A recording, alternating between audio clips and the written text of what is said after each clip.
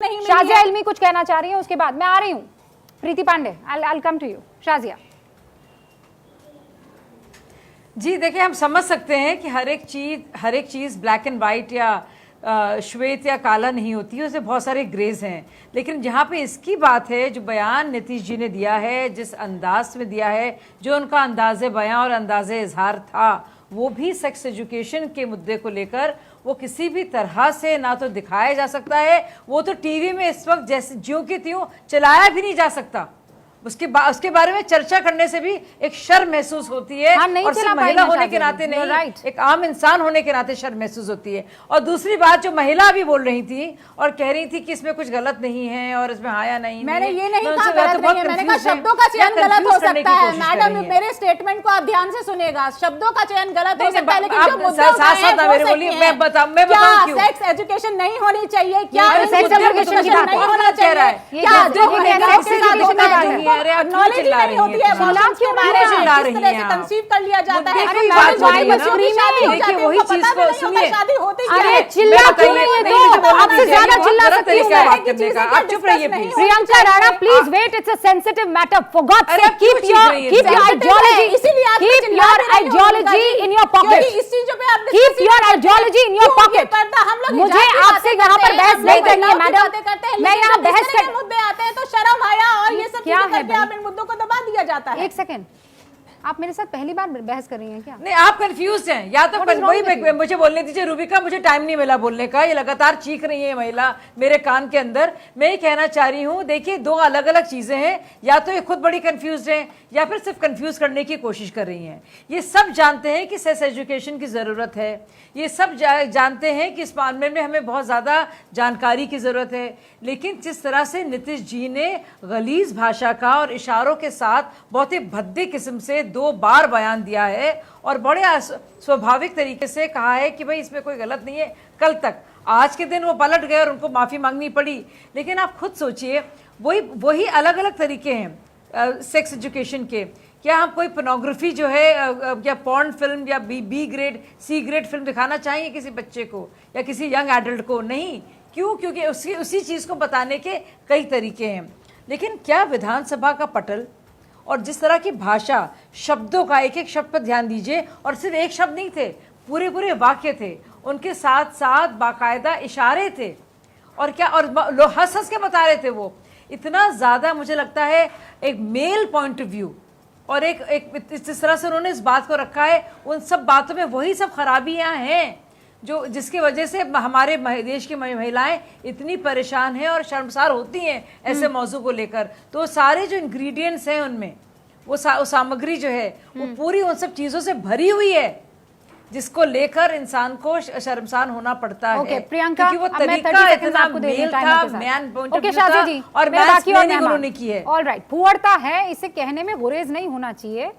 बहुत पसंद करते हैं आप नीतीश बाबू को, हम भी करते हैं, बहुत सभ्य इंसान है ये तो हम भी जानते हैं, लेकिन यहाँ फुअरता हुई है तो मैं कहने में गुरेज नहीं करूंगी। आप नीतीश बाबू की जगह यहाँ पर किसी और का चेहरा डाल देते जो आपकी आइडियोलॉजी से एकदम इतर होता, तब भी मैं यहाँ खड़े होकर कहती है फुअरता है, इसके अलावा और कुछ भी नहीं है। आप में उतना मादा होना चाहिए। आप पहले एक महिला हैं प्रियंका राणा, और उसके बाद आप किसी और आइडियोलॉजी से ताल्लुक रखने वाली हैं। मैं 30 सेकंड्स देती हूँ आपको। जी रूबिका जी, धन्यवाद। आपने ये कहा कि जो आप महिला हैं, क्योंकि एक महिला होने के नाते आज मैं यहाँ बैठी हूँ, मैं यहाँ पे एज ए पॉलिटिकल एनालिस्ट नहीं बैठी हूँ।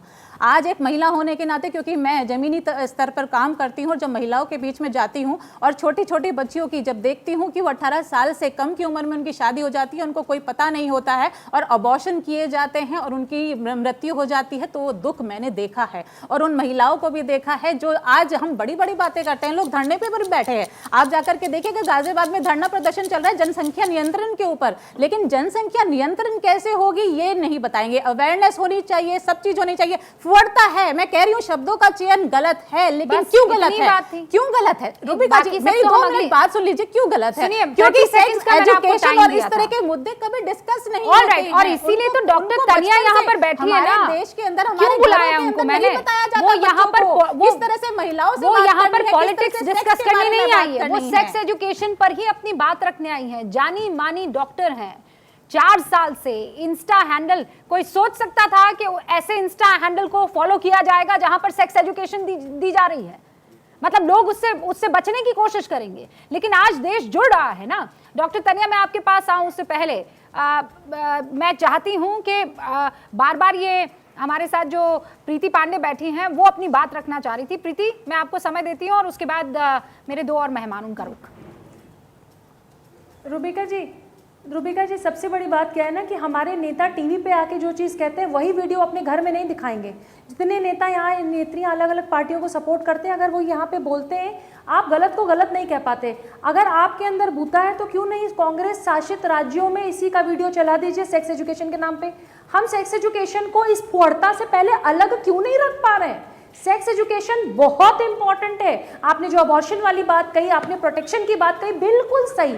लेकिन एक सीएम को मर्यादाहीन तरीके से 2 सदनों में बैठ के ये बोलना बहुत खराब लगता है। और एक चीज और, सीएम ने ये बात इसलिए कि वो बीमार है, मानसिक दिवालिया है, ये बोल के आप बच नहीं सकते, क्योंकि आपने विधानसभा में भी बोला और आपने सेम बात सेम क्वार्टा से विधान परिषद में भी रिपीट किया। और उससे ज्यादा खराब वो नेता भी हैं जो ठहाके लगा के इस बात पे हंस रहे थे। तो हम नीतीश कुमार जी को सीएम बिहार के तौर पे जाने या कोई प्रोफेसर जो सेक्स एजुकेशन देता है उसके नाम पे जाने?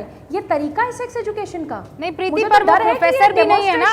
कहीं वो जो भाषा का इस्तेमाल था, मैं देखिए एक सीएम के तौर पर मैं उनकी रिस्पेक्ट करती हूँ। मैं चाहती हूँ कि कुर्सी पर बैठे हर उस इंसान का सम्मान होना चाहिए। वो नेता एक पार्टी के सबसे वरिष्ठ नेताओं में से एक है। मैं उनकी पूरी इज्जत करती हूँ, उम्र के लिहाज से भी इज्जत करती हूँ। लेकिन हैविंग सेड दैट, मैं ये नहीं कह सकती प्रीति पांडे कि वो प्रोफेसर की तरह बात कर रहे थे। ऐसा लग रहा था कि सड़क छाप कोई शख्स है जो एक लड़के और लड़की के भेंट को जितनी फुहरता से डिस्क्राइब किया जा सकता है कर रहा है। कुछ एक चीजें ही बस रह गई थी, वो जो गाली गलौज में हम शब्द इस्तेमाल करते हैं ना, बस वही रह गए थे, वरना वहां पर वो भी बोल जाते। बिल्लारी जी, मैं बहुत ईमानदारी से आपको कह रही हूं।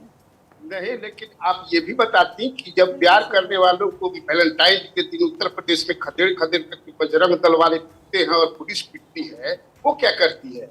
और नीतीश कुमार ने तो कम से कम इतना साहस किया, माफी मांग लिया। उन्होंने कहा कि गलती हो गई, मैं मुझे शर्मसार हूँ। लेकिन 700 किसान मर गए और स्टेप वापस लेना पड़ा कृषि पर जो हुआ था।